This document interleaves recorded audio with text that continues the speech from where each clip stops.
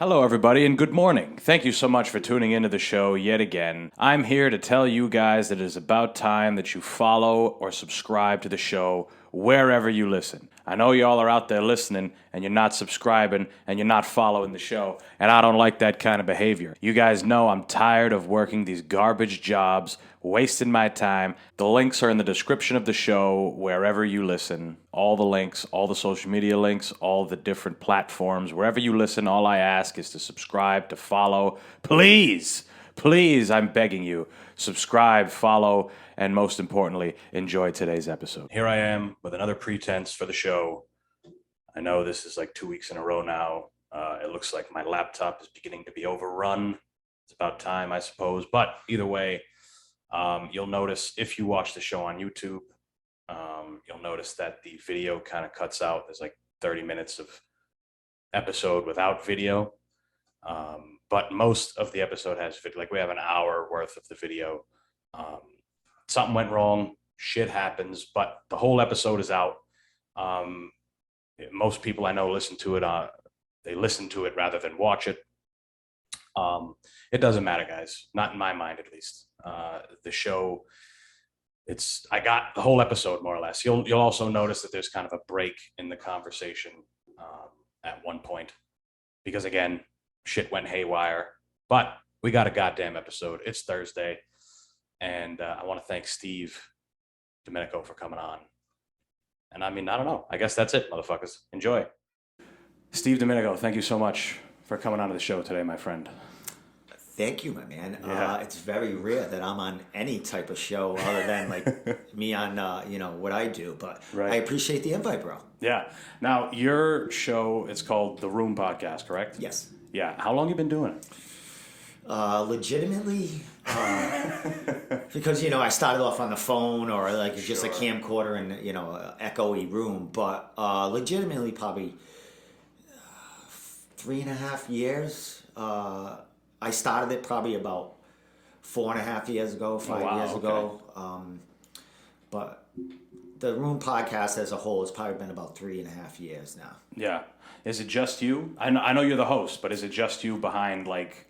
Yeah, I do all editing, Wow, research, any asking fighters or any guests, hitting them up, asking them they want to come on.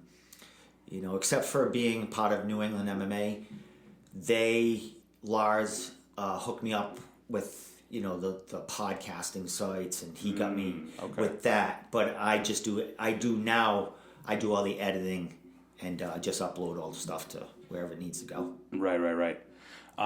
For everyone listening, the Room Podcast, it's basically, and tell me if I'm wrong, it's basically a show, it's a podcast featuring martial artists, mixed martial artists in New England, correct? Yeah, 99% of it. Right. That is most of it, yeah. Now, you said legitimately, were you kind of already in like MMA media before the podcast? Yeah, I was doing interviews and not so much live stuff. It was more interviews. I was going to gyms and interviewing them on camera there on video, and then going back and editing into my into a laptop or stuff like that. And I got the idea. It's like, all right, so I can afford, because I'm older and have a pretty good job. So, and it's it's a passion and a hobby. So I'm like, I don't spend much money on other things. Let me invest on this. So let me get a room. Let me rent a room, and let me set up in there, and let me have people can come in, or I can Zoom. Skype. Well, back then there was no Zoom. I don't think Zoom. Yeah. There was something, Skype like that, but I didn't know OBS, so I didn't know how to do that to kind of have them videoed in. So I would have them mostly phone called in, but I would like edit so much stuff onto the show that it almost felt like they were there. I put fight videos while they were talking, and I made it into kind of like an art. Right. What I mean? I wanted to make them love what I was doing for them. So the more bling I added to it, the less you had to see them on camera. Sure. So that's kind of how it started. The room, I got the room, and I was just in there with it. I was like, it's going to be the Room podcast. It's like, right. wait.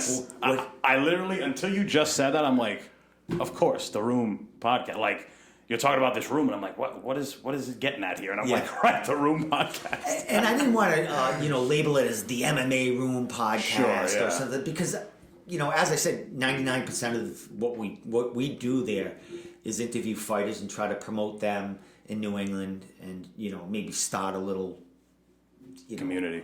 And a little hype between fighters and fights and stuff, that give them a voice. Oh, gotcha. But I forgot what was I saying? We were just talking about how you got into it. Yeah, no, but as far as the 99%. I'm sorry, 90% is all doing that. But there's a percentage that I do speak to, people that either commissioners or coaches. Right. People in the that aren't fighters, but in part of it. Yeah, managers. Gotcha. Anything that has information or anything interesting. I'm not, and that 1%. I'm not out of the realm of kind of interviewing anyone that has nothing to do with MMA. Right. Bring anyone on. Yeah, make me a little more informative of what's going on there. Yeah. Outside other than MMA, but 3.5 years in that room, and it's changed a ton. I have fighters come in there and go, "Hey, Steve, every time I come in here, it's like there's something added or something, different, or, you just, you learn things as you go, coming in here, this is beautiful. It's cozy. You got to have it all set up nice and ready for guests and ready for yourself if you just want to Skype someone in. So kudos to you, brother. It took me fucking almost 6 years to do what you're doing right now, man. Right. Well, I don't know. I guess I jumped into it a little more with the idea of having something to grow, and eventually, I tell my viewers this all the time, so I have no problem telling you, but eventually make money on it. Eventually make it a fucking legitimate thing. Mm-hmm. But what you're doing, I mean, it's a huge service to local fighters, because if you don't have something like this, and you don't have the push behind the big, mainstream PR machine, I guess you can say. Yep. Even though they have the biggest influence, you might not be on their radar. That happens all the time. There's fighters who are phenomenal fighters, but for whatever reason, they're not marketable. They're not this or that until you sit down and have a conversation with them. You're like, oh, that guy's pretty fucking cool, Mm-hmm.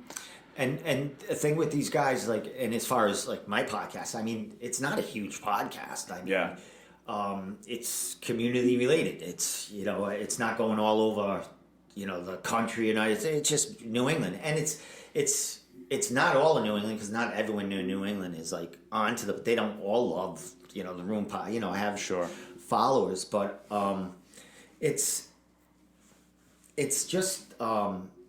It's definitely a passion thing you got to do, because to make it good, and as you say, you want to make money at it someday, you got to have you can't just say, I'm going to start a podcast, and you got to be able to do what you do, is talk to guests. Sure. And get things out of them and have a conversation, and no really dead air, and that's that's what kills. As you know, can kill a podcast, or just make the vibe just go down when you're getting one word answers, and like that. And it's easier for that to happen when you Skype them in. Yeah. It's not as personal. Exactly. Yeah. You can't kick them under the table and shit like that. Right. There's times where I've been yo, we're on a podcast. You know that, right? Say some shit. What are we doing here? Yeah, it's awesome. And it's funny. It's a lot of the people I cover are the up and comers, or the amateurs, guys, ladies with 1 fight, 2 fights. I mean, I get the bigger elite fighters in New England, but the ones that I'm drawn to are the ones that no one knows about. And as you say, there's diamond in the roughs there that, in the elite level too, that no one sees, because they're either not being able to market themselves because they don't have that drive to get out there. They're more fight oriented. You need someone to do it for them. Yeah. Or you're getting these kids that are kind of starting to be their own promoting machine. Yes. They're seeing what can be done. Obviously, Conor McGregor changed the game. He's I'm going to promote myself. I'm going to make as much money as I can. And now you have kids like Sean O'Malley, who people are taking his blueprint and he's going to go ahead and have these big fights. Yep. Not necessarily against people that maybe he should be fighting, or people, super ranked fighters that everyone wants to see him fight. Mm-hmm. But he knows that if he keeps making noise, eventually, once he gets that fight, he's going to cash in big time. Exactly, and he's given he's showing you the blueprint, because if he didn't have the popularity he has right now, you wouldn't see what is going on as under a microscope as his fight career. Fighters, this is how they build their game. They don't fight the fucking top 10 in their first 2 or 3 fights in the UFC. Just because the guy's popular as fuck doesn't mean he has to fight the best fighter right now. He's still, I don't want to say green, but I mean, he doesn't have the fights, or, he's getting them now as far as the potential, the better fights. But he's bringing himself up right. I mean, you got to think about like his first couple of contracts. I don't know what he's up now, but he's not making a lot of money in them first 3 to 5 to 6 fights. Yeah. And you want him to fight like monsters that could end his career, in a big loss. I mean, the same thing with Patty, that new kid Patty. Yeah, Pimblett, yeah. Yeah, he's like, you think I'm gonna fight like these monsters for like 15, 20 grand a fight? Yeah. He goes, why? Like, because no way. He goes, I'm gonna fight and build myself up for the 3 or 4 fights I have in my contract, and when I'm ready to sign another contract, that's when I'll fight an elite fighter. I'm not saying, he knocks out a couple more people and he doesn't get a huge fight after that, but he's not taking a big fight unless he's making a lot of money. He's going to fight Donald Cerrone, I think, is next. They're talking about that. That's pretty crazy. Yeah, and Donald Cerrone is not an elite fighter anymore. That's a good fight for Patty to make some money, a big name to fight. Sure. And, Cowboy will, come off the fucking pond jet skiing and jump in the cage and fight the kid. Yeah. I mean, yeah, it's a crazy. You kind of see how it is with when they're trying to build up contenders, and you mentioned Pimblett fighting Cerrone. There's like kind of a thing that happens in MMA and in boxing as well, combat sports as a whole. That next leap for the young kid, it always ends. They always kind of fight a guy who is been elite for a while, but he's a veteran. Yeah. He's a veteran, but he's kind of on the downturn of his career. Like, he's on the downslope. And it's like, he beats him. Okay, now we can start amping up his competition. Exactly. Yeah, it's kind of a blueprint. Exactly, and that's what they're doing. I mean, Donald Cerrone, he's a moneymaker. People are going to watch him, and that's just going to elevate Patty if he fights him. To get on the regional level with these kids marketing themselves and stuff like that, that wasn't around. Like, a lot of that stuff is happening just from watching the guys in the UFC, but also just watching, people like you and I do it. Like, I see a lot of what I've done in the last 3.5 years, or when I got my kind of shit together and my podcast started looking good and stuff like that. Sure. I think I was a blueprint for some podcasts coming up. Totally. Or, it isn't just a podcast. We're constantly, even off the side of the podcast, I am posting constant of not mine, of other things on other fighters and other media doing on things on other fighters, and constantly supporting the fighters that way also, and then making posters and memes and funny kind of stuff. And a lot of people have taken that and just elevated themselves with it. It's crazy. I've spoken to a lot of people off the record, and they're like, oh, they call me Domenico. They're like, Domenico. They're like, dude, I would have never got into podcasting, or got into this without seeing you. It's, I think I make it look easy as far as people, and I think a lot of people getting into it at a young age, I think it makes them feel closer to the sport. Yes. That they're involved, they're part of it. And a lot of people like you and I are doing, I'm old as fuck now, but are martial artists themselves. Yes. That relate to the people. Not saying, your show is based on martial arts. You talk to everyone. Right. But it's a big theme. We talk about it all the time. Yeah, but I mean, it's like, that makes you very fluent in it and relate to people coming on. And that's why I call it my lane. Like, MMA, regional MMA in New England is my lane as far as, that's what I know. It's like, I have a pot, we came out with rankings last week, the New England MMA rankings. And, we had I think a 2.5 hour podcast going through all the rankings. Damn. And I was like, dude, I don't read books or not. Like, you give me a math problem, I'll fucking fail it. You know what I mean? But I can whip fucking stats. I can whip fights. I can whip names of regional fights or who fought who, just off the top of my hat. Yeah. And I'm proud of that I have that knowledge that, like, if someone, I'm talking to doesn't have it or doesn't, I can click in right there. And people help me too, as far as, like, sure, because I stutter and lose a train of thought or stuff like that. Right. But, I think that's very important to my game as far as my lane, that I know a lot. I mean, not necessarily someone's exact record, but I've been at almost every fucking fight. Every live fight. And if I haven't, I've I interview these kids. So whatever fight I didn't see, I look at it to talk to them about it or whatever. So I'm watching it and stuff like that. Yeah, and it's just like it's my it's what I'm good at.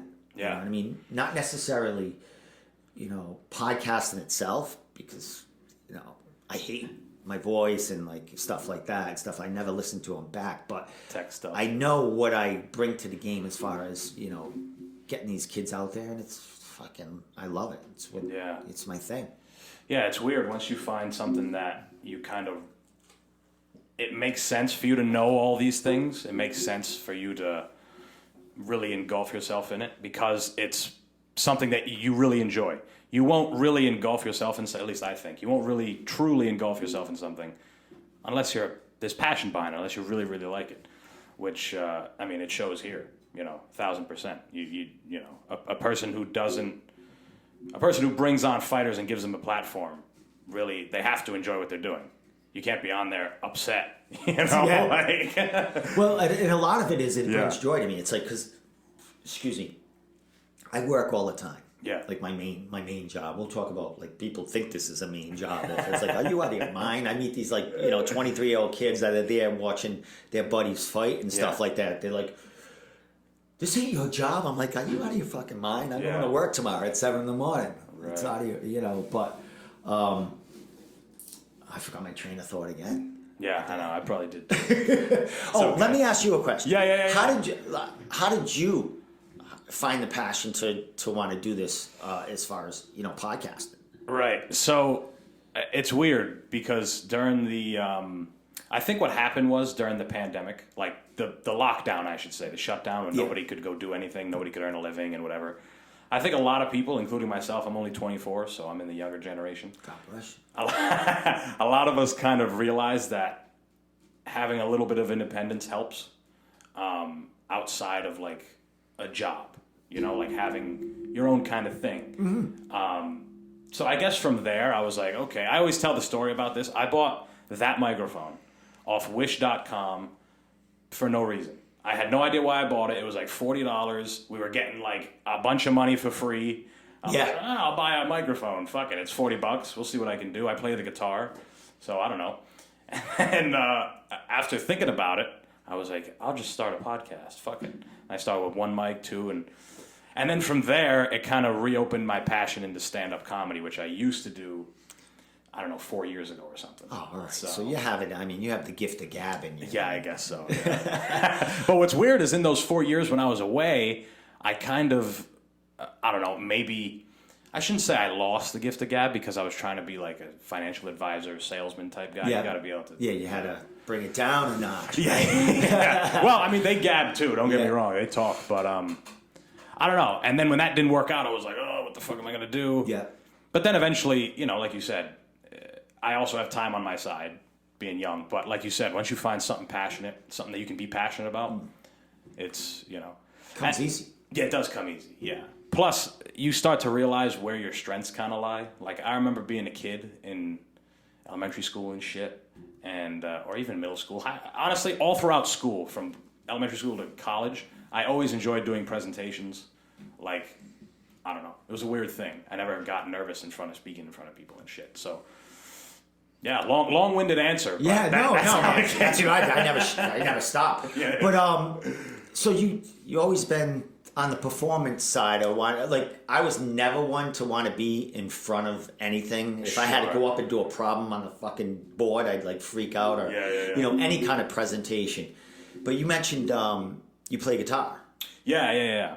I don't think I'm that good. But. Well, I played drums for years, for like 25 years growing up. I played in heavy metal bands. We used to play out. So that was a main passion of mine. But I was a drummer. I was always behind everyone else, and I liked that feeling of being in an enclosure. Just you and the drums, right? And I've always been kind of like kind of a loner kind of kid. I got friends and stuff like that, but always like to do things on my own and stuff like that. Yeah. So the podcast fits me in my personality now, because I have a room like that, like you got. I spend like hours in there, and not necessarily trying to perfect my craft either. It's at this point, it's like a man cave. I got it, set up. I got my, Netflix. I got everything over there, but it's like a fortress of solitude now, as far as that. And there comes a time, I don't know if you're feeling it now, there comes a time where you don't get nervous or care. Like at this point, I don't care if anyone's like watching. Yeah. As far as like, that doesn't worry me. I want the kids to get their platform and stuff, but I know it's getting out there now, because these kids are promoting themselves like crazy. So I don't have to do all that work. And I guess once I create it, or once I do a podcast, or once I do an interview, it's like I forget, I'm on to the next. Like my mind doesn't stick with it; goes right to the next subject. So I don't really look back at how it's doing or stuff like that. It's like once that podcast is over, it's like I see it be shared and stuff like that, and I get tagged. I might take a clip out of it and throw it on Instagram and stuff like that. But it's on to the next thing. It's on to creating something else, because it's part of that passion. Like it's same thing as like playing drums. I want to do the best as I can, and it was like a lane and something great. When I'm latched onto this, so that's why I'm there all the time, and it's just something that's enlightened my life and gave me kind of, purpose. Yeah, a little bit of a direction. Yeah. Well, that's also the thing. Is like, it's funny what you kind of come up with when you aren't sure which way to go. Yeah. So, a little bit more of a backstory, I guess. I tried to be an advisor, financial advisor.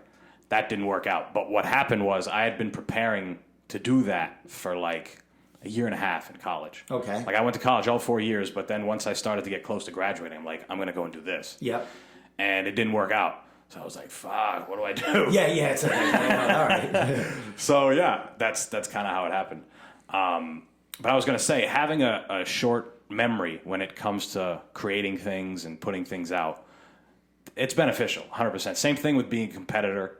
I don't know if you ever watched, what was it? I think it was John Jones and DC, the final time they fought. They were at a press conference, and John Jones was like, yeah, I whooped your ass after a weekend of cocaine and whatever. And then he goes, you know what? The competitor that I am, I forgot about that. I already forgot. And I know he's up there trying to, sell the fight and diminish the fact, whatever. He got, he lost the fight. But it's true.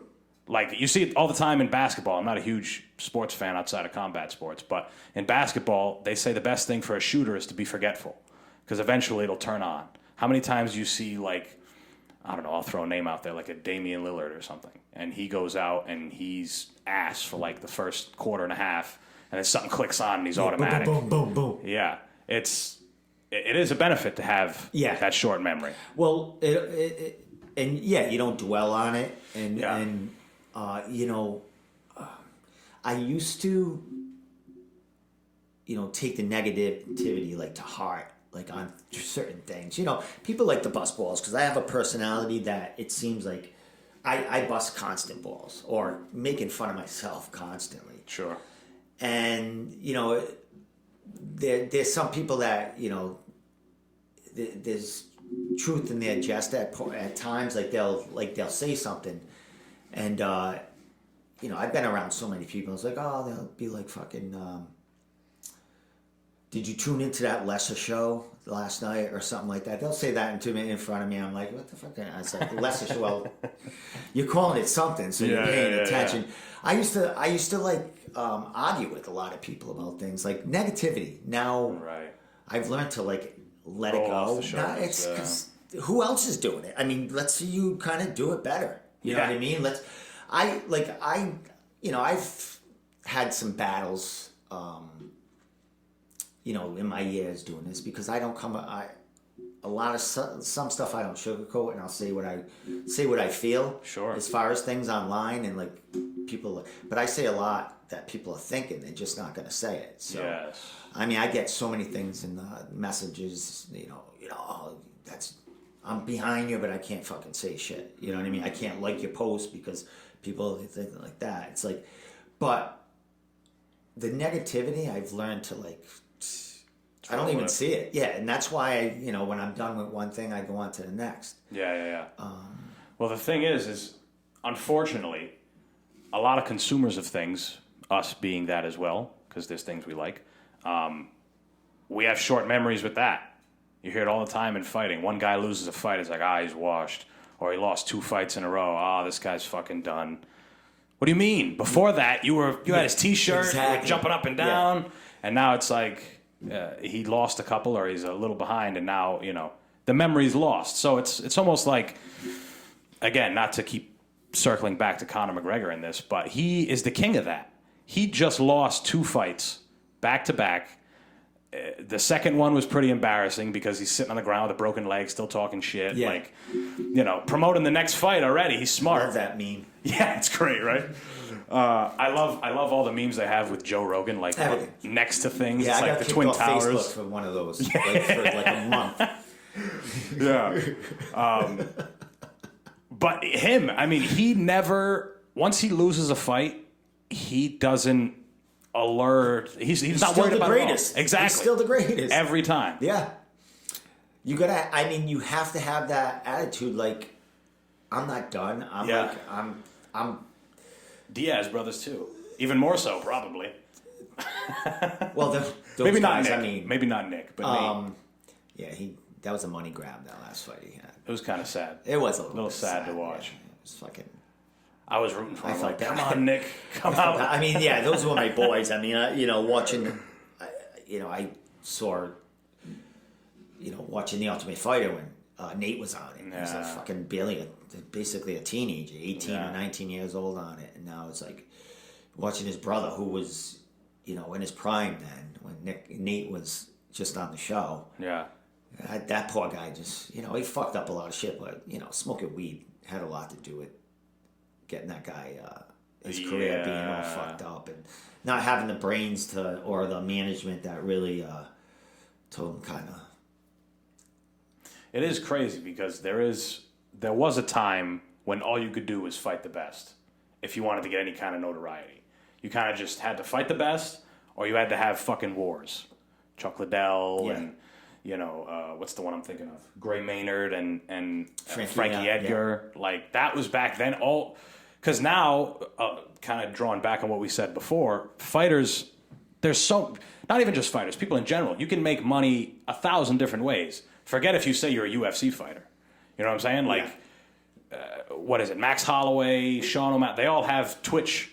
People, they're making plenty of money.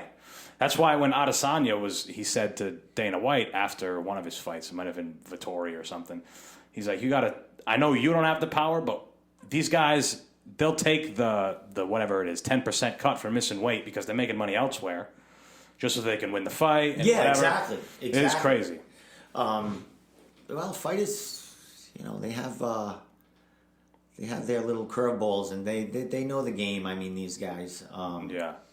as far as like you speaking of Conor, I mean, like you said, he lost 2 fights, but he might get a title shot. Yes. I mean, How crazy he might is just that? come right the fuck out of the dock after Yeah. twisting his leg up, his ankle there, and he might get a title fight. I mean, I don't pay attention so much to the UFC anymore. I did so much in the past. Sure.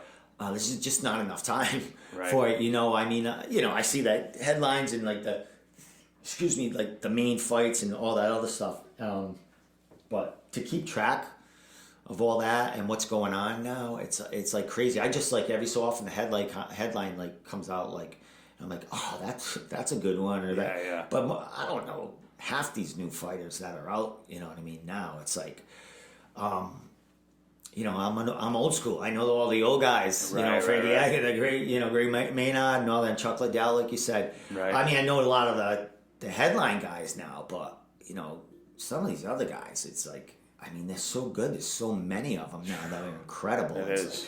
like, you look up the top 10. I don't know half from 6 to 10 or 12. I don't know who the fuck these guys are, but they're murking people. They're killing people. So I'm sure if they make it up, to where these guys we know, like all these champs out there, or even contenders, that's when we'll, learn more about them. But man, it's a moneymaker now for at least the UFC. At least the management. I don't know if the fighters are Fighters, really, right? Yeah. That's a whole nother show and something I really don't know about. You know what I mean? It's like I just know everyone's complaining about fighter pay. Exactly. Yeah. And it is. Who's going to change it? Right. That's the thing. Well, it is weird in the sense that so there's a guy, I don't know if you know who I'm talking about. His name's Jeff Neal in the UFC. No, not off. Yeah, he fought. Who did he fight? He fought Wonder Boy and he lost and whatever. But he. Oh, is he in Bellator now? No, he's still in the UFC. Oh, okay. Yeah. He during the pandemic had to go back to his fucking job at Texas Roadhouse serving tables. So it's like in your mind, okay, the UFC is not as big as the NFL or the NBA or any of these places, but let's just say a player from the NFL had to go back to Dunkin' Donuts and make bagels and shit. You'd be like, what the fuck is that? Yeah. Now again, UFC is a lot smaller. The sport is a lot younger. MMA in general. So, I mean, it makes sense, but it's weird. It is definitely weird that a pro athlete isn't making enough money to live. Stipe. Yeah. Going back to fight fires. Yes. He's a fireman. He's fighting fires. I mean, and here's the thing. I mean, and I don't know what's in the contracts of the UFC fighters, but if you're a single UFC fighter, and you if this is your main job, health coverage, all that other shit must be Insurance must be stupid. Crazy. You know what I mean? As far as because I mean to fight you, I mean in the UFC I think they take care of your medicals and take all the other shit. Yeah. But to warrior, like you said, that Neal guy or Stipe going back to make some money, I mean, crazy. There's little things you don't know about. Like everyone's talking, they made $50,000, but you understand they got to pay their health coverage out of that. Yeah. They got to pay their friggin' managers out of that. They got to pay fucking this, Trainers, taxes. Oh, this guy made he made a $75,000 bonus. He made $20,000 on the fight. I mean, and what's he gonna fight in 4 or 5 months from now? So that's cut in half from all he has to pay out with taxes and shit like that. So sure. Let's say he's got $50,000. You're killing yourself for a short window of opportunity and a short career because most these guys are only 5, 6, 7 years long. Most of them to make $75,000 a year. You can make. I mean. You can make that not getting your brain. Exactly, working your ass off and working 12 hours a day, even for and sticking with someone. I mean, the passion's there, but the fighter pay is not. And what I don't know what as far as after 5 years when you're done in the UFC, What do you do? Do they give you retirement? Like what? That's the other thing. Like what goes on here? You know what I mean? It's like I don't know. I don't look into that stuff. I mean, I look into regional MMA and what goes on in there. These guys make fucking you make a pro debut. This kid's making $300. That was his fucking protein cost for the the 2 months or so he was training. Right. You know what I mean? So, there's no money nowhere unless you're promoting yourself. You're promoting yourself, or you're the upper scale of the UFC fighters making a ton of money. I mean, it's weird. Like you said, it's like what other professional organization would let their a mainstream sport that during his off time he's got to go friggin' pump gas or whatever, fight a fucking fire that he could, or whatever. Right, Not saying Stipe could, I think he has enough money, Yeah, he's probably fine. do that. I mean, he's probably volunteering at this point. I think, his first few fights, he was probably definitely fucking, totally throwing barrels of water into shit and stuff. I will say, though, if my house is on fire, I want that motherfucker coming. He'll come in with a hatchet. He'll fucking friggin' put that out. He'll fist fight the fire. Yeah. So as far as you, do you follow? I know you train yourself and stuff, but as far as do you follow regional MMA around, or mostly dudes around your gym and stuff that might be more or less like people I've trained with and met, like Tyreem is a friend of mine, Tyreem De Silva. Oh, he's a good dude. He's a beast, and he's super nice. Yeah. Him, who else? Jorgen, Ross Levine. I actually, funny story. Karate Combat guy. Yeah, didn't he get Rookie of the Year or something like that? He did. Yeah. But funny story about when I met Ross the first time. So I used to do karate when I was younger, from 5 to 18 or something. I used to train at Pizzari's back in the day. Oh, wait a minute. Can I throw a name out there? Yeah. George Garcia. I used to train with him. Really? Yes, he worked at the post office. Kurt Parisi. That's my boy. I just went to the Patriots with him a couple weeks ago. That's my boy. They were part of my black belt test. They beat my fucking ass a couple times. So you're a tough dude, man. Those are my boys. Yeah, they're old school. Yes, they are. Yeah. I haven't seen George in a while, but Kurt reffed my first smoker. Oh, what a small world, He man. reffed my first smoker. Yeah.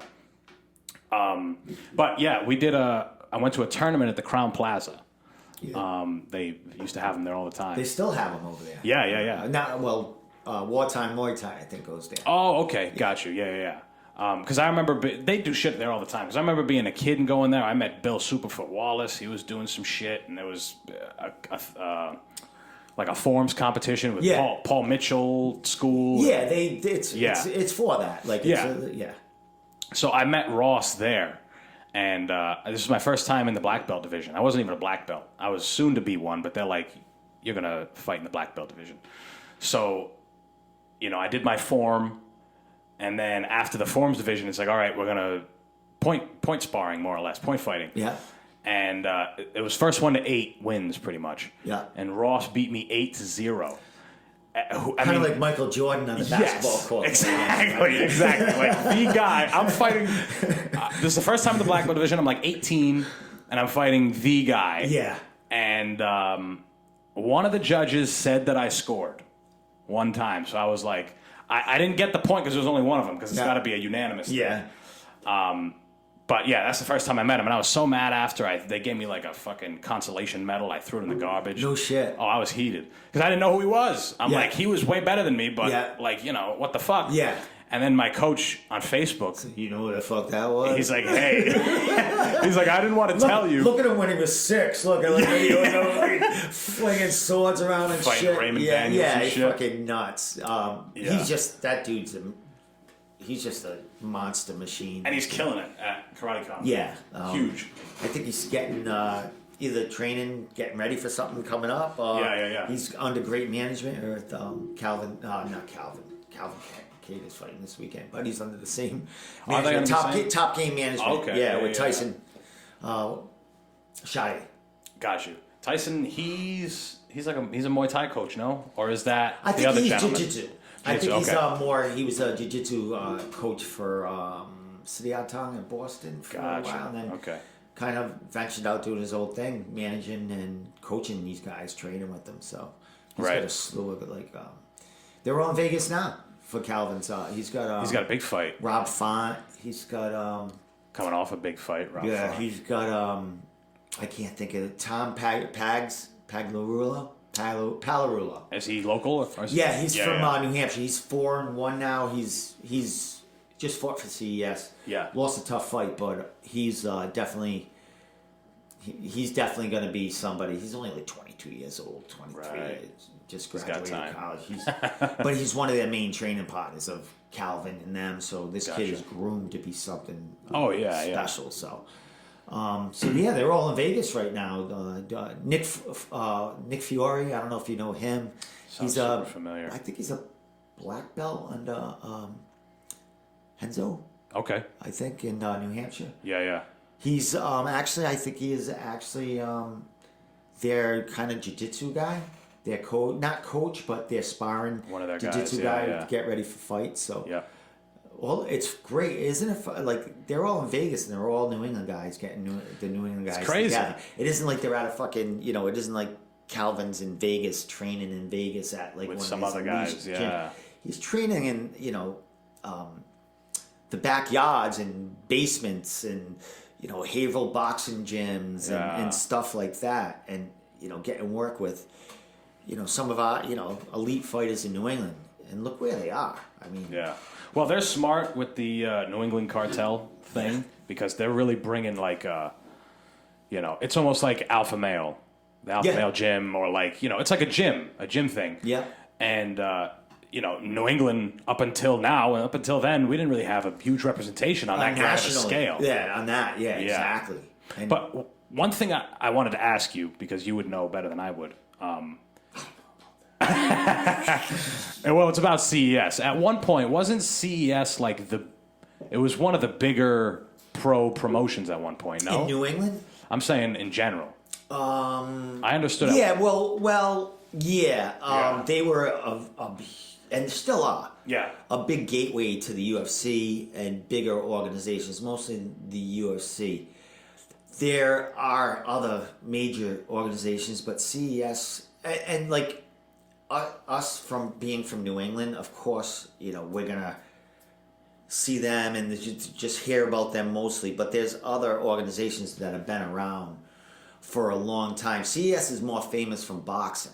Yes. Because the boxing started it. The MMA is it's a new thing. Pretty new for them. I mean, I don't know how many years it is, but it can't be, maybe 10 years that CES has been around MMA. Sure. So they're fairly new at the game, but as far as MMA, but there's other organizations out there that are huge. LFA, CFFC, that are getting fighters. They're like the CES of like Pennsylvania, New York. Gotcha.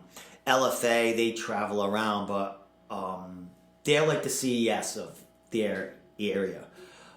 There's probably a couple other big organizations too, kind of like CES, but CES is definitely top 5 in the country as far as a regional organization, popularity, and what they do, and just who they've sent to the UFC. Right.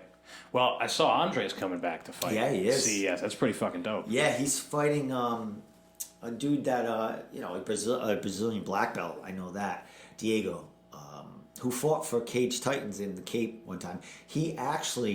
Diego actually fought Jay Perrin, who's fighting, who's defending his bantamweight title at the same show.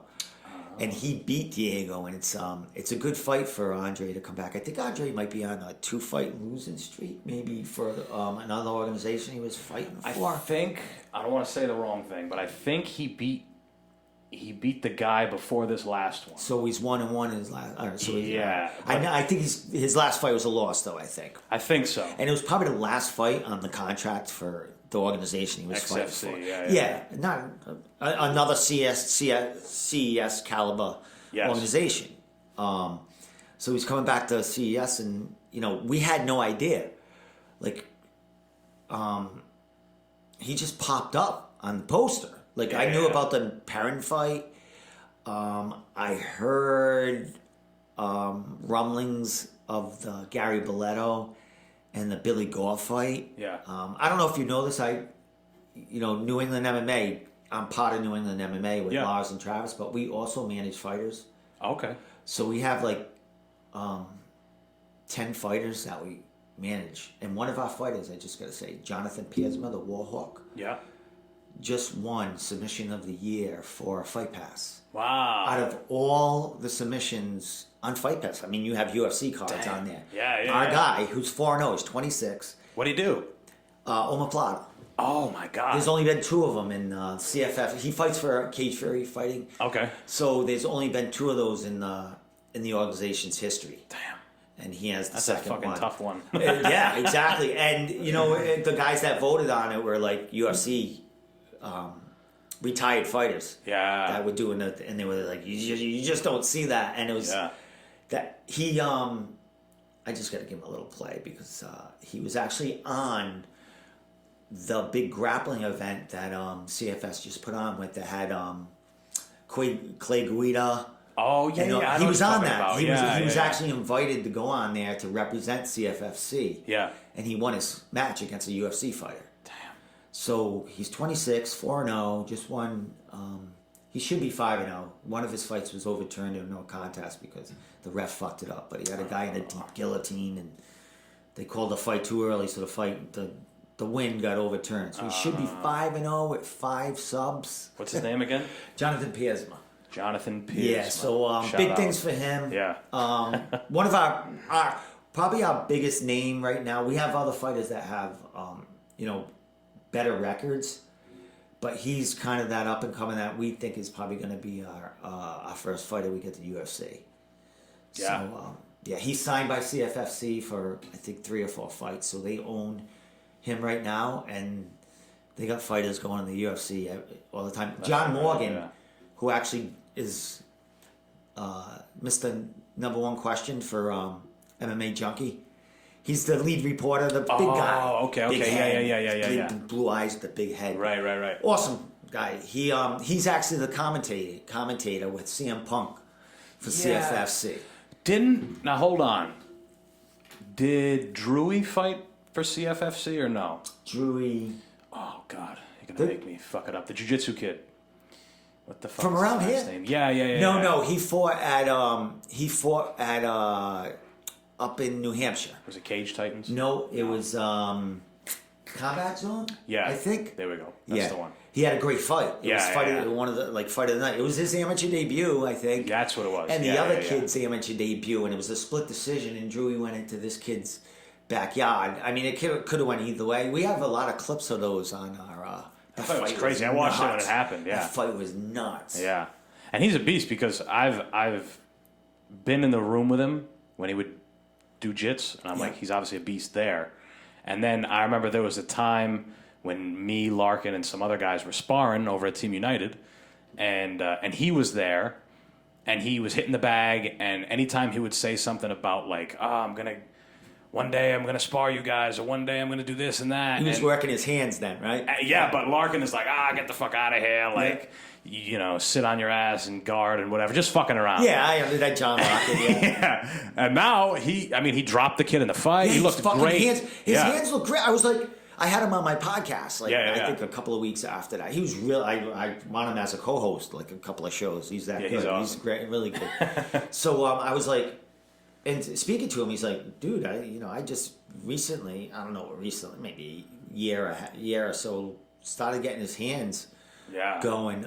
Funny thing is, he works, I think he is a bouncer or he works the door at Miller's Crossing give them a shout out, in Warwick. Okay. His brother, who does jiu-jitsu too, I think, from Coventry, BJJ, I think that's where they mainly train out of. They both work at Miller's Crossing, and it's funny because I'm old as fuck. I know the original owners that built it. Okay. And, I know the Millers that they own it. And I was I think I was in that place, the old grand opening. I don't know, he was probably 2 years old back then. Sure. You know what I mean? Now he's in there, he's doorman, checking my ID if I can get in. It's kind of funny. But yeah, I hung out with them guys. Really cool kid, man. Really good dude. Yeah, me and Larkin talk about all the time how we'll see how, or we kind of have a conversation. It's like, how can you be a specialist and fight in MMA? You know what I'm saying? Like, how aren't you working on all the other things? Like, if you're in the UFC or even just a pro MMA fighter, everything, you should be working on everything all the time, not just the stuff you enjoy doing. Like, there's guys who only enjoy fighting on the feet. They want to throw hands, they want to kick, they want to do all this shit, throw knees. There's guys who only enjoy wrestling and guys who only enjoy grappling. It's like, you got to work on the shit you don't enjoy, too. Like, how do you not have a well-rounded game? It's strange. People end up learning your game. Like, you know, there's fighters out there that are, you know, Khabib. I mean, he no one figured that out yet. Suffocating you, and he got the belt and went undefeated as a one-trick pony. I mean, you know, his hands had to set him up, his takedowns. But I mean, how many fights have you seen Khabib in with just all, you know, smash, boom, boom, boom? You know what I mean? It's mostly he wants to get you to the ground. Yeah. I mean, there are, you know, these elite outliers, or these just like, you know, Michael Jordan-esque kind of people in MMA that they can get away with that. You know what I mean? It's a small margin, and what you say is you have to be well-rounded. I mean, you can be, you know, 5-0 in the UFC as far, or even, you know, undefeated up until you get to the UFC and you have a couple of fights and you submit the friggin' guys and stuff. You got to realize you're not going against like the best in the UFC. You're going against people like yourself. Yes. You know, green, like, you know, elite level, but you're the beginning stages of your career in UFC. So you're not, unless you're getting thrown to the wolves, a late notice fight, you're fighting someone kind of the same, you know, experience level. That's only going to get you so far. I would say the majority of the fighters, it's only going to get you so far, being that, you know, that one special. Yeah, that's it. So you're right.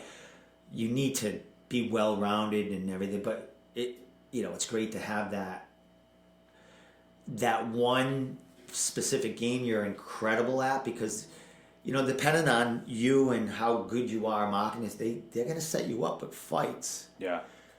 That aren't gonna, like, they're not gonna put a Damian Maia against you if they like you and you're they're gonna put you against a guy that kind of likes to stand and bang too, and you're gonna learn your game and you're gonna learn that shit as you get deeper. Now there's fighters that totally fell on their ass. Chase Hooper. Yeah. That kid, like, legitimately came out of the Contender Series. O'Malley. I thought he was going to be kind of the same way coming out of the Contender Series. He was getting hit a lot. So I'm like, this kid can't go like this through it. He's got to learn the game. But, you know, his first fight in the UFC, I mean, this kid was a gold mine, just his mouth and everything else. So that's the type of kid that they are bringing up, giving him matchups that are, you know, kind of in his... I mean, because let's face it, like, the fights that he's had up until his last couple of fights, you know, Chris Motino was a late notice. That's our guy. Yeah, and, he did beat Chris up and but Chris got a name off that too, though. Oh, of course People he did. Are like, Chris fucking... he's a tough motherfucker. Oh my God, he got a contract, and he's got another fight, and we'll talk about Chris in a second, because his fight is phenomenal that he's got. I mean, they're bringing Chris up now. Because the guy he's fighting is like 41 years old. He's, I think he's like, 1-5 or 1-6 in his last UFC fights. He's on his way out. So what better way to send him into retirement than give him Chris Motino? Yeah. To show, this is an O'Malley fight, but you brought Chris in there on like late notice. And this is a fight that was rescheduled. Chris was supposed to fight someone else in October, and something happened in that fight. So this is rescheduled for, I think, I want to say March. But his matchup is tailored for him. Yeah, it works. To give him a push. And I think it's also paying him for such a great, even though he lost that fight, for getting in there last minute and putting on a fight like that. Yeah. You know what I mean? And, that's how you make stars. I mean, he doesn't have a mouth like O'Malley, But that's the other side of the coin. Chris went in there late notice, took a fight that so many other people wouldn't take, and he went in there and he got fight of the night, or $75,000 his first fight, performance bonus. And it's like, and O'Malley's ranting and raving about the kid. This kid's a tough motherfucker. You guys wouldn't have done. None of you guys wanted this fight. This kid came in here and went on a sword. So they're paying Chris back, and Chris is definitely, his skill level is definitely there for him. So it's just the push he needs, and there's a lot of politics in this game. We spoke at the beginning of the podcast. There's fighters there that just they either don't market themselves, or they don't have the management that has the connections to help them along.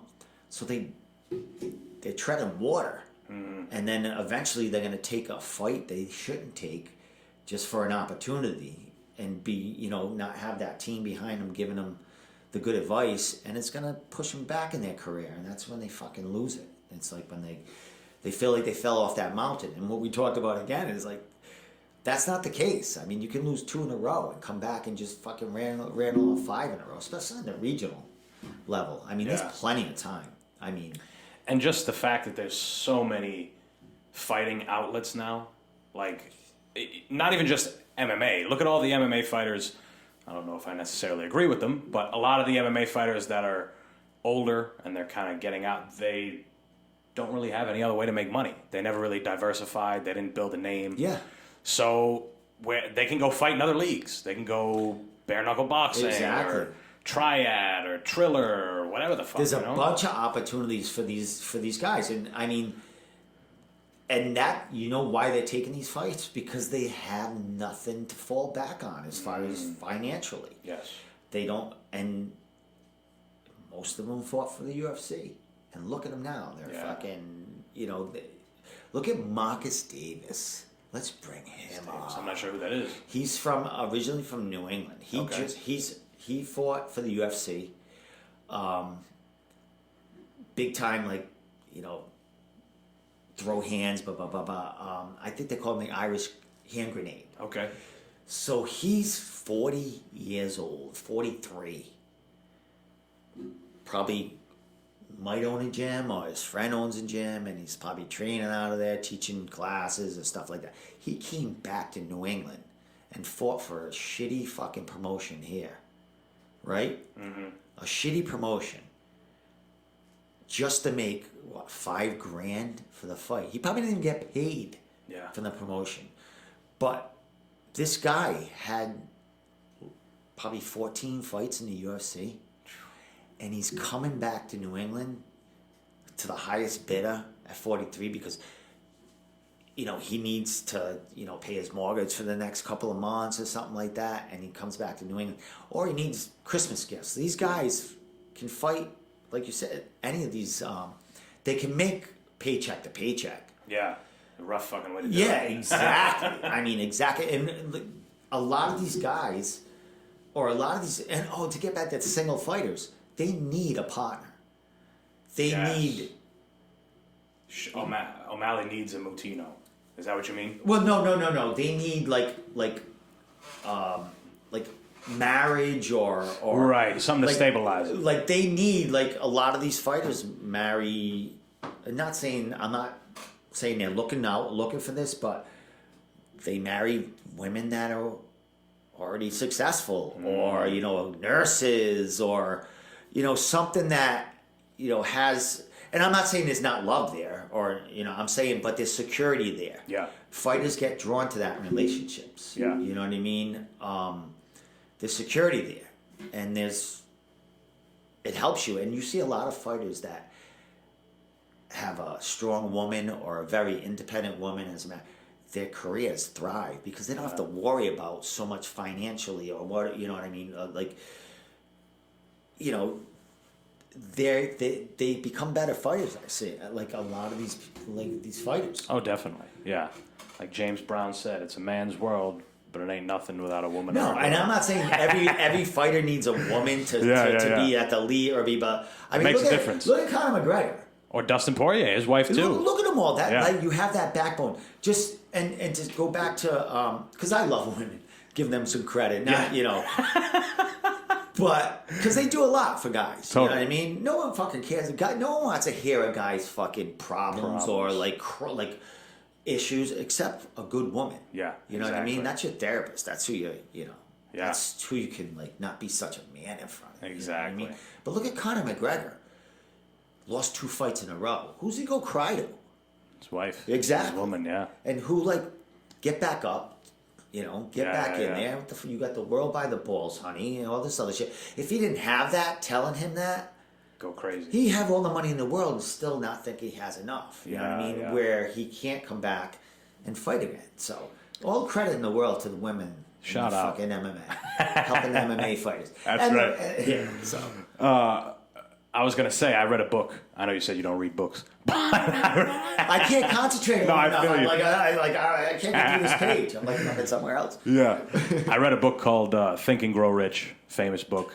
But there's a whole chapter in there where it talks about the greatest, most powerful men or CEOs or whatever.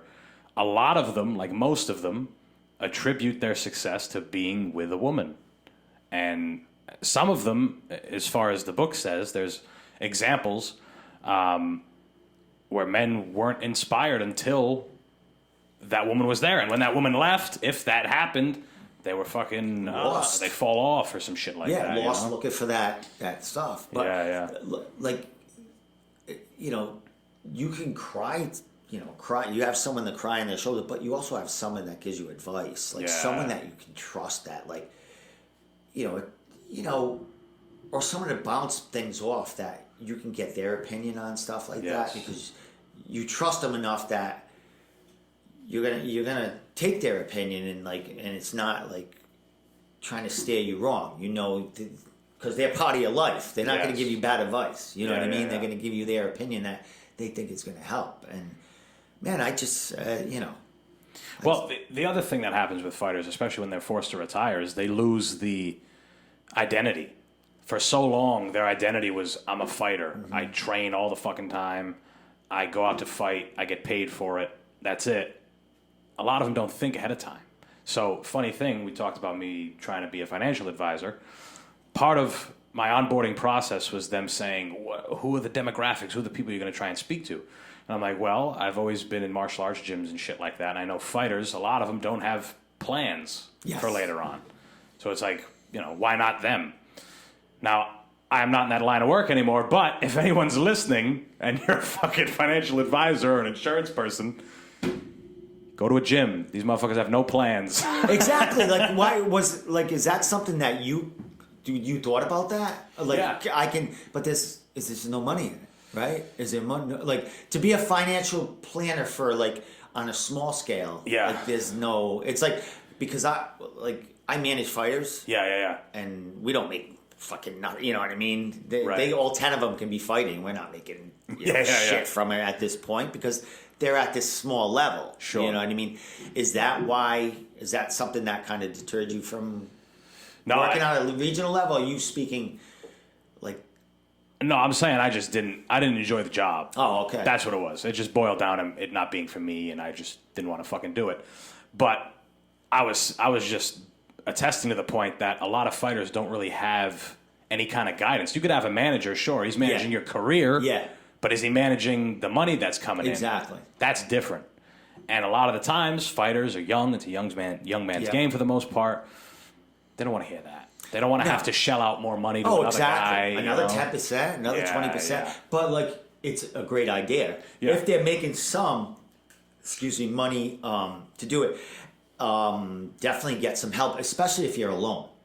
A lot of these fighters, young fighters, they still live at home. Yeah, totally. So they have their parents. They're still on their parents' health coverage until 26 or something like that. Yeah.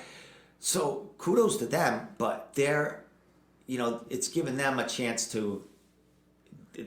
They don't need a woman because they have the backbone and the support from family at that point. So.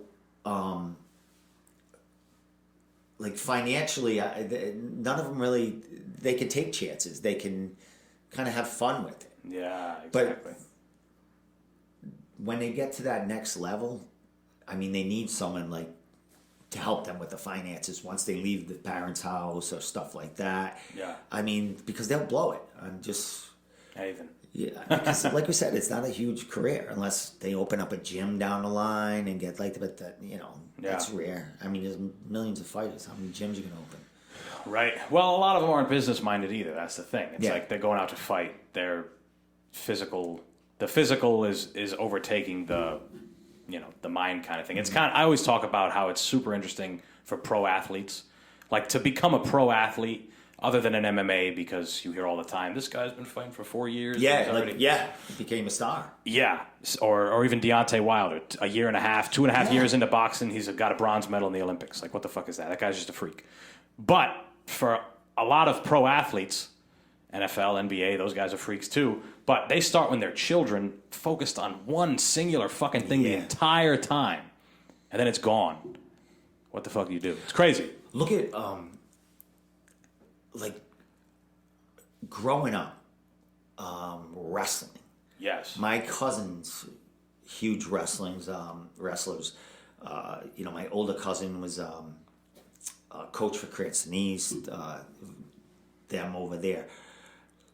But wrestling, these guys had nowhere to go after college. Like, where you going? Where you making money wrestling? No way. You know what I mean? You're not... Sponsors if you become an Olympic. Or and then after that, what happens? Like, you do seminars on wrestling, you do wrestling clinics and stuff like that. Yeah. But you have to be a medalist or something like that to have that, you know, that backing. I mean, but if you're a, you know, elite college wrestler, I mean, that didn't go to the Olympics and stuff, what do you do as far as you've been doing the sport since you were like 5 or 6 or something? What do you do other than coaching?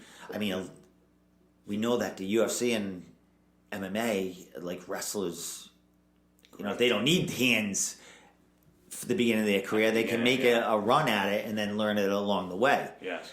But as far as wrestling as a there's nowhere to go. No. After putting all that time in. Yeah. I mean, it's nuts. And I grew up with like wrestlers. I wrestled too, you know, as a kid. It just wasn't for me, but you know, growing up with the, you know, friends that they wrestle, you know, talking to them after, I'm like, hey, what are you doing? Like after college, like there's nothing after college for fucking wrestling. I'm like, what? You gotta go fight. And it's you gotta go fight. And then like, you know, when I was younger, the UFC, you know, wasn't an outlet. Yeah, it was like, you know, I was around UFC 1. Yeah. And I had friends like before that were like, you know, in college or getting done with their career wrestling. And the UFC wasn't there for the fight. And it wasn't mainstream enough for them to go do anything. So it's just like, it's just weird how some of these elite sports, you can't go any farther. Yeah, it's weird. It is. We've picked like literally 4 of them. Even soccer, we don't give a fuck about. I mean, you can go on and make a lot of money as an American soccer player. Definitely, there's a lot of outlets, but we don't really care. You know, the 4 big ones: basketball, baseball, football. I mean, hockey too. That's enough. Hockey. Yeah. They used to make shit back in the day. Yeah. Like they, you know, not recently, but they're making some of them making a good bid. Not nowhere near, I think, football and basketball players and stuff like that. But baseball, Jesus. Oh, that's right. I forgot about it. But they've actually made leaps and bounds. But I remember back when I was in my 20s, my roommate, he graduated from Mount St. Charles and you know, playing hockey, and then he had his son in it and stuff like that. I remember him telling me back then, that was his big thing. Like, bro, them guys were making no friggin' money back then. Which is crazy because hockey's been around for a fucking long time. Yeah. It seems like these brutal fighting sports or fighting like kind of really, they get the short end of the stick. Yeah. There. Well, boxing at one point, I mean, the heavyweight champion of the world in boxing at one point was the biggest fucking name around, whoever it was. Yeah. You know, when it was Joe Louis or the German guy that beat him, I forget his fucking name so long ago. Oh, fucking no. When I was a young kid. No, I'm kidding. But yeah, I don't know. It is weird that there's just certain sports. I wanted to ask you one more thing before we start wrapping this up. Cool. You mentioned that you wrestled when you were a kid. You didn't enjoy it so much. Do you train? Did you train? Yeah. Well, I wrestled as a SEALs. I was forced into it. High school, because my first cousin, and my cousin were coach. Yeah. So I had to kind what of high school did you go to? Cranston East. Okay. So I wrestled in 10th and 11th grade. Yeah. And then I was a little back then. I don't think I hit puberty until I was fucking 19. I don't know what the fuck happened. I had a friend the same thing. He still can't grow. I was like, so what's going on? But I was like small, like skinny and small. I'm thin now, but I was short and stuff like that. So I just remember like killing myself to make weight and stuff. I was like, this ain't for me. You know what I mean? I was a baseball player too. I played in high school. That was my thing, playing baseball. I used to love it. But as far as training, my brother was like fucking, I don't even know how old he is, like 69 years old, 68. I'm youngest. I'm 55. Okay. So my brother, when I was 13, started karate. And my other brother was boxing at a boxing gym, who was 2 years younger than my oldest brother. Okay. So you're the youngest one. I'm the youngest. Yeah. So they were like, one brother was doing karate, one was doing boxing. So I was their punching bag. Mm. So I used to train with my brother growing up. But that was like, 3 or 4 years. But when I actually started really training was probably before I started covering them, probably about 8 years ago. Okay. I started with a dude named Chris Fernandez. He trains out of regiment now, as far as jiu-jitsu, but he has his own thing. It was more of a JKD, hands-on, very just street-based, get in, get out, all this other stuff. Weapons, Cali sticks, knife, and empty hand, all that other stuff. So I trained with him. I was doing all that. And jiu-jitsu, it wasn't so much traditional. It was more, you would learn a triangle, but you'd be, elbowing the guy in the back of the front, biting, whatever I had to do to get the hell out of there. Because I was at an age, you're going back 7, 8 years ago, I was like 46, learning, getting into this, like as far as not MMA, but training, martial arts, and stuff like that. So, I wanted to learn more how to get out of a situation and protect, back then my family and stuff like that. And then I just fell in love with everything he was doing with me, and I trained with him. I haven't trained with him in a couple of years, but 5 years straight doing, JKD and just jiu-jitsu street. And it got to a point, like I was kind of going to be his, like, he wanted me to kind of learn to teach down the line, but it wasn't for you. You just wanted to train. Yeah, I just wanted to train. I'm sorry. And I'm not one to like, just go. I can't sit with somebody and teach them what I'm doing. I'm kind of more of a do, and you tell me how to do it, and I do. Last year or a year and a half ago, I went back into, I don't know if you know Tom Sotis, he's a knife specialist, a weapon specialist. So I started training with him probably about 6 months, getting back into, knives and an empty hand, really cool stuff and stuff, very... Pazzaretti. Just good, just making me feel comfortable in my skin and stuff like that. Sure. And then I had a bad accident. I fell, I broke my collarbone, I fractured my face. Jesus. So I couldn't train for 6 months. Yeah. So that kind of killed me. But I'm going to get back into it. Like, I trained at Triforce for a little while. Yeah. I was doing jiu-jitsu there probably about 3 or 4 months. Right. And then, work and that situation. It's because they only had certain nights, and I was working overtime, and by the time I got out, it was like training. Yeah. And I thought about going to Team United and training with Tom, because Tom would Tom would be cool. Yes. To get Match back. All them guys, but even Kurt Parisi, when I was with him a couple of weeks ago, he's like, Steve, why don't you let me get you back into it? I'm like, it's fucking, I can't even fucking, I have no time to tie my shoe right now, you know what I mean? But I'll get back into doing something, but as far as like, compete and get in the ring, or Right, that ain't that's fucking happening that's a for young me. man's I might pull out. If a media guy gives me shit down the line, and he's kind of sort of my age, wants to do a charity thing, I'll get in there. Right. So, but I always imagine that I'll get back, maybe to Triforce or one of these other gyms, and maybe do 6 months steady at jiu-jitsu and Sure. have some kind of. I know it's going to happen down the line, and jump in a Naga just for the bucket list. You know what I mean? Yeah. I think that's going to happen down the line, and I think that's what's cool is the gym that I actually do it for. It's probably going to be a big deal because some people want to see me get choked out, and some people might want the kind of the bragging rights that they got Domenico in shape enough to go on the mats and kind of perform. So I think it might be something I might do down the line, but. We've talked about it. I've grappled with Gary Belletto just to fuck around on camera. Yeah. And, he was just toying with me like cat and mouse and shit. But it was fun. I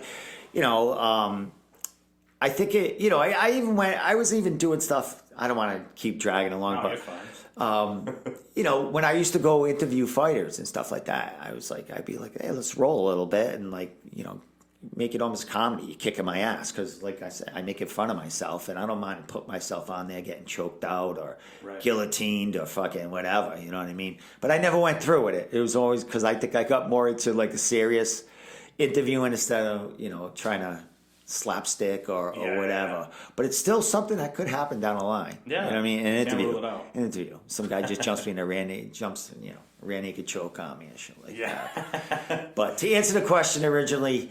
Yeah, I trained but nothing big and special. More street stuff and to protect myself and stuff like that. But yeah, well, there's the misconception now that if you don't compete, you're not, a martial artist. You're not putting it to the test. It's like, when has that ever mattered? I remember being a kid and going to karate tournaments here and there because we didn't do a whole lot at Pizzari's, but there were old ass guys and old ass people, actually, men and women. Yeah. Competing, whether it was sparring or whether it was, forms, like old people, 80 fucking years old, doing and it's like, that guy's not fighting anybody. No. But he's training. He's a martial artist still. It counts in my mind. Exactly. Yeah. And it's a way of life, and it makes you feel good about yourself, and it's, doing that stuff. I mean, it's a form of exercise. It's a form of calisthenics. It's like at that age and stuff. And that, and it's an art.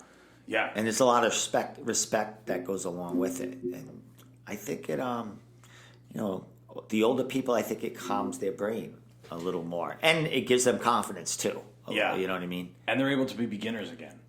Yeah, I'm a beginner a lot. Yeah, well, that's good. A lot of people are nervous, or they just completely stay away from trying something new and being a beginner at something. It's like, I get it. You're comfortable, but if it's something you really, really have always wanted to try, then fucking try it. Who cares if you suck? You're going to suck for a year. Exactly. And then, whatever. I can't wait to be on the mats and not suck. Down. But I did, something to work toward. Even going to maybe train with Locken, because I know he'd be really cool with getting you in there back slowly and stuff like that. So it's not out of the realm of possibilities. You might see me down the line getting choked out by a fucking a 1 week white belt. Yeah. But one other thing I wanted to bring up. Yep. Just for everyone, because I tell this story on here all the time. So the time that I think I officially met you, like I remember when I used to train at Triforce, I remember you coming in here and there, and to interview, right? To interview different Duma, other people there. And I remember seeing you off to the side, and I'm like, all right, cool, whatever. And then I'd see you in other places, and but the time I think I officially met you was at Team United. He was doing the kids kumite. Yep. And then after that was going to be all the smokers. But it ended up being a bunch of guys pulled out. Yeah, as always in smokers. Right. Yeah. So I went there to watch John. I remember. Okay. Yeah. Right. Yeah, so I went in to watch John. Me and my buddy Kevin. My other friend John was there taking pictures, a photographer. and I was there just to watch. Now, the night before, my buddy Kevin, who came with me to the fight, he was back in town for the first time since he moved to New York. So we all went out. Strip club, drinking, IHOP at 2 a.m, going to bed at 3 a.m, waking up at 10. Hey, buddy, let's go. We're going to go watch the fight. Yeah. Support John. Yeah, exactly. Now, a little bit more of a backstory. I was training with John to help him for this fight for weeks. Yeah. Twice a week, maybe, we were sparring. He's calling me, let's go spar, whatever. I'm like, yeah, totally, let's work. This was before I went to Team United as a student. Yep. And, he had a key, so I would go train. And Tom knew me from not only when I was younger, from the karate kind of community, he knew me from going to Team United and helping John out. So when I sat down, he's like, hey, nice to see you. How you doing? And this was probably an hour before they were going to do the men's fights. And he's like, do you want to fight? And I'm like, yeah. How much you weigh? Yeah. I got a kid over here. Yeah, exactly. He's like, what do you weigh right now? I'm like, I don't know, 200 pounds. And he's like, perfect. And it might have been perfect. The kid looked to be the same size as me. But, Tom's like, do you want to fight? He's like, the way he's building it up to be like not a big deal. He's like, it's going to be a little sparring match with people around and whatever. He's like, the kid's new. And I'm like, yeah, whatever, I'll do it. And I'm like, I got to go check if I have gear. Didn't have my gear. I came back up. I'm like, Tom, I don't have my gear. Yeah. And he's like, that's all right. You can use my stuff. And I'm like, I don't have a cup. He's like, I never wear a cup. I'm like, okay. I don't have a mouthpiece. He's like, I don't have herpes. That's fucking awesome. It is, right? So I'm like, okay. So I'm washing his shit out. It was actually a fighting game for you. It was actually a good mouthpiece. It was great. Afterwards, we were talking about it. I'm like, COVID. Yeah, exactly. And then I'm in the back. I don't know. I guess I'm warming up. I'm alone, really. Yeah. I don't have a corner out of nothing. Yeah. Tom comes up to me. He's like, where's your corner? I'm like, what the fuck are you talking about? Where's my corner? You're my corner, fuckface. So John, right after he fights, he's going to be my corner now. He doesn't even have a shirt on. I don't have a stool. I don't have a bottle of water. I don't have nothing. So I'm like, okay, so who am I supposed to be fighting? I asked John Larkin. He's like, it looks like you're going to be fighting Omar. And I'm like, okay, cool. Tom said he's kind of new. This is like his first thing. And John's like, Tom said that? And I'm like, yeah, that's what he told me. And he goes, Omar's got like 7 smokers and he's won like all of them. And I'm like, oh, okay. I'm like, I didn't really think much of it still. Yeah. And I went out there and there's no judges. Yeah. But I won. You know what I'm saying? Yeah. But you filmed the whole thing. Yeah, I remember. Yeah.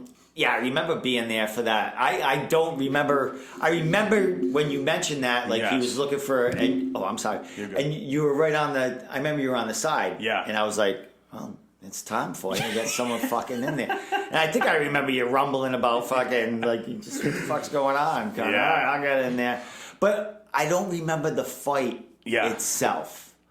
Like I remember recording it and stuff like that, but I don't even know who's Omar. Like, he doesn't train super often anymore. I think he was a lot bigger into it. He had smokers. Yep. That was pretty much it. Like he just had a bunch of smokers. I had at that point 2. Yeah. I was 1-1. So he, I guess, had a little more experience when it comes to that type of competition. But I've been in the martial arts since I'm 5. Yeah. I'm not worried about people around or exactly. None of that shit. So I had no problem getting in there. But it's just a funny ass story. I tell it all the time, and it's funny. The video that I show people is the one that where is it? Where is it? Where is it? Oh, it's going to be on their business page, right? I think you put them all on Facebook, but the one that I have, I have it on Google like Photos or something or Drive. So you might have either sent it to John and he shared it, or you shared it with all of us or some shit. I don't know what happened. Unless it's on, it could also be on the regional Fight Sports. It could be Facebook page. It was so long ago. Yeah. Fucking. Have you been? Been fighting? Have you had any smokers since then? No, I haven't. No, that was like just fucking random ass exhibition.